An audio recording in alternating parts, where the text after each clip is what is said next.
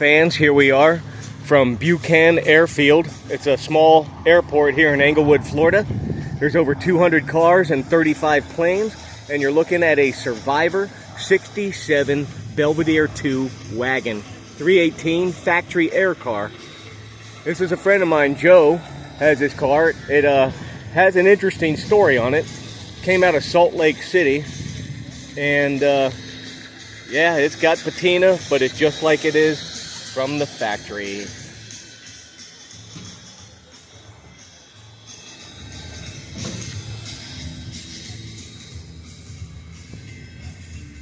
Got some missing trim.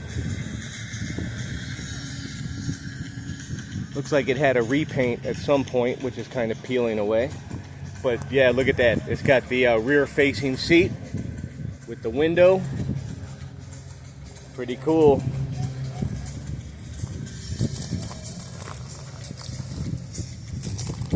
Nice, neat car.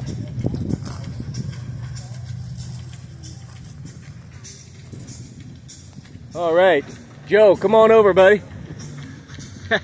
This is Joe, and this is his car. How long have you had the car, Joe?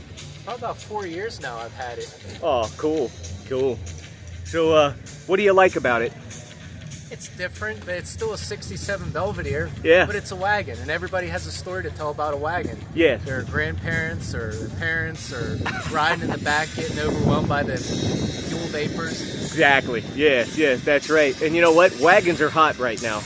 And they hold a special place, just like you said, in the memories of everybody. Like their grandpa had one, their uncle or their dad. Yeah, yeah. Yep. So I think you and I were talking earlier. You have a special story on this car, right?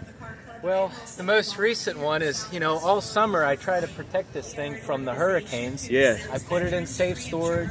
Hurricane's over, I bring it home. I have it parked in the driveway where I think it's safe. And I just happened to be home and I hear this horrible crashing, banging.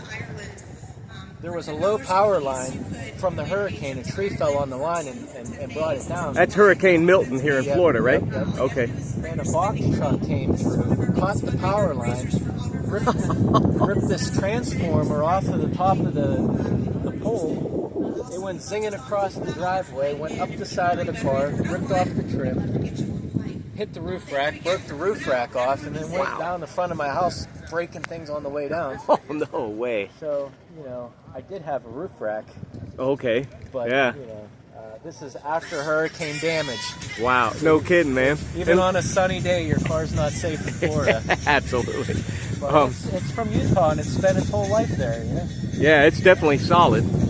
You know, a little bit of rust and whatnot, but leaky seals. And yeah, but a super solid, cool wagon. Now you have the new roof rack? I do.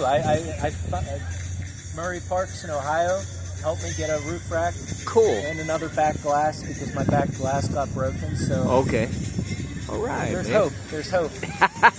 Very good, man. Well, I'll tell you what, it's a beauty. And thanks for sharing that unique story, because every car has its own unique story. Hey, thank you, Matt. All right. Thank you. Thank you. And there you have it, folks. Just like mom and dad, grandpa, uncle and aunt, everyone had a wagon of some sort or another.